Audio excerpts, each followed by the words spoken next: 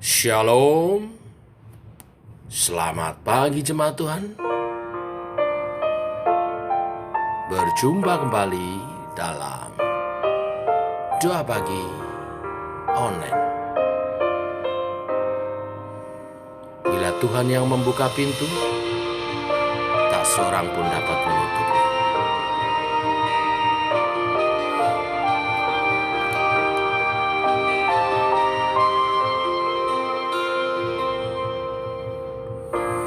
Segala perkaraku kuserahkan padamu, Allah pembelaku. Segala kuatirku ku taruh di kakimu, Allah pemeliharaku. Bila Kau yang membuka pintu, tak ada satu pun dapat menutupnya. Bila Kau yang mengangkat aku, tiada yang dapat merendahkanku.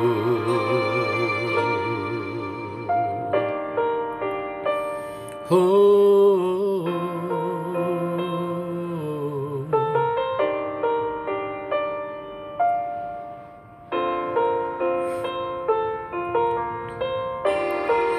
Kau buka pintu,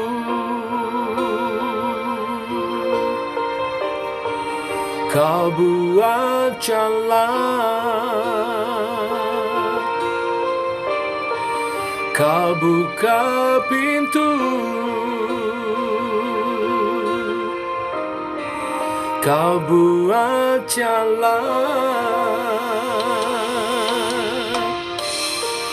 Kau buka pintu, Kau pasti buat jalan. Kau buka pintu, Kau buat jalan.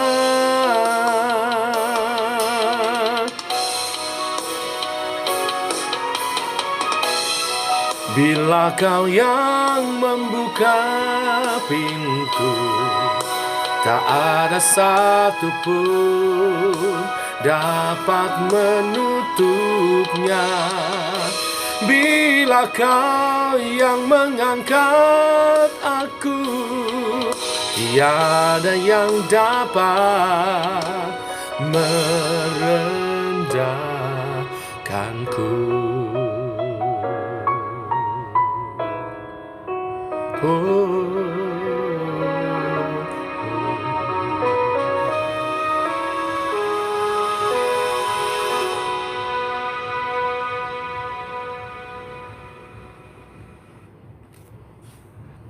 Tiba waktunya kami merenungkan firman-Mu. Firman-Mu adalah suluh dan terang bagi jalan kami.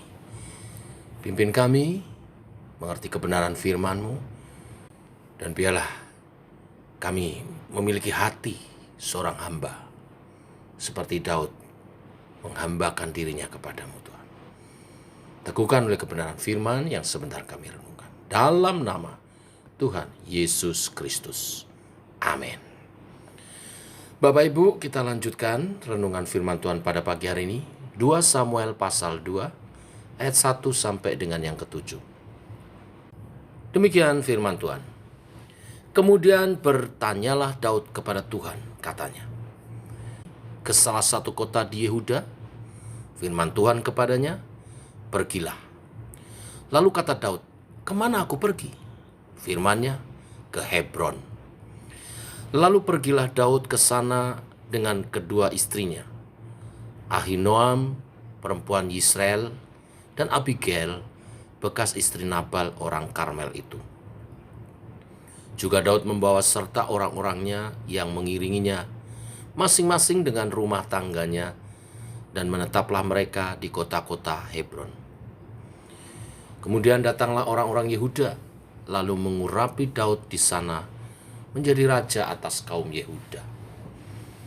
Ketika kepada Daud diberitahukan bahwa orang-orang Yabes Gilead menguburkan Saul, maka Daud mengirim orang kepada orang-orang Yabes Gilead dengan pesan, "Diberkatilah kamu oleh Tuhan, karena kamu telah menunjukkan kasih-Mu kepada Tuanmu, Saul, dengan menguburkannya. Oleh sebab itu, Tuhan kiranya menunjukkan kasih dan setianya kepadamu. Aku pun akan berbuat kebaikan yang sama kepadamu, karena kamu telah melakukan hal yang demikian.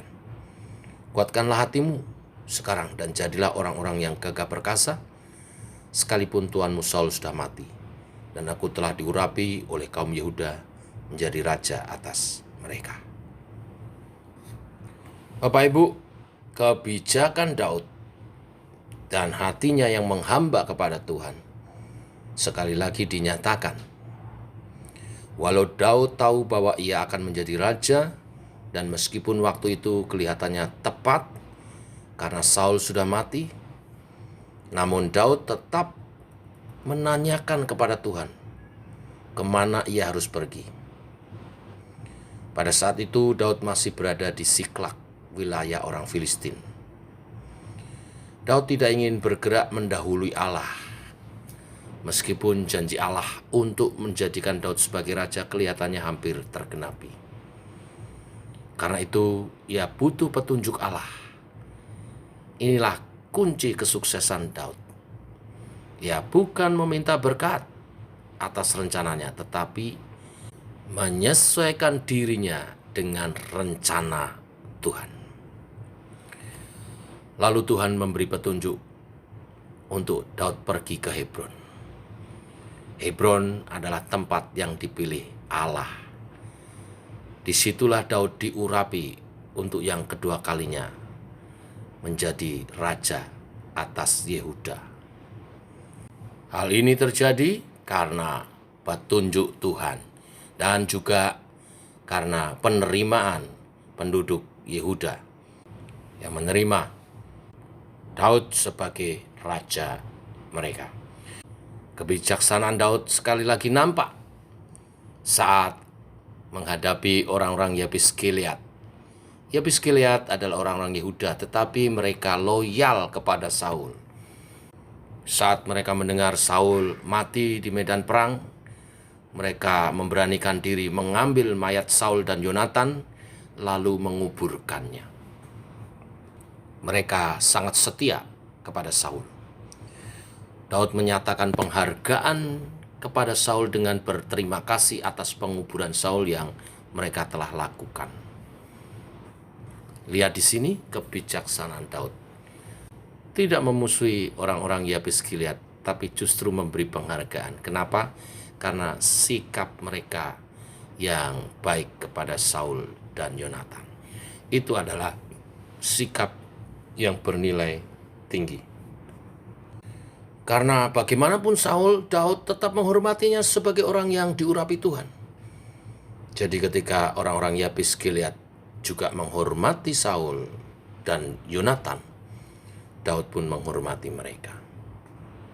Loyalitas mereka terhadap Saul tidak menjadi ganjalan bagi Daud, karena ia lebih mengutamakan kedamaian dan kesatuan. Dia lebih mengutamakan nilai-nilai yang baik.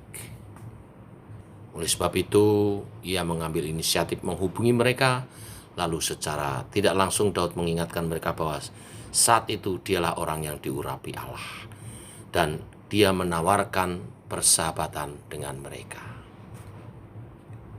Di sini kita melihat bijaksananya Daud sebagai pemimpin yang diurapi Tuhan. Menyadari diri sebagai orang pilihan Tuhan, tidak membuat menjadi tinggi hati atau merasa benar sendiri. Sebaliknya justru semakin bijak. Orang yang bijak selalu dengar-dengaran akan firman Tuhan, bertanya kepada Tuhan dalam doa-doanya sebelum dia melangkah. Orang yang bijak memperlakukan saudaranya dengan baik, menghindari jalan pertengkaran, sebaliknya menggalang kesatuan. Tuhan memberkati kita semua bila kebenaran firman ini menuntun sepanjang hari ini kita berjalan bersama dengan Tuhan. Mari kita berdoa. Bapa, kami mengucap syukur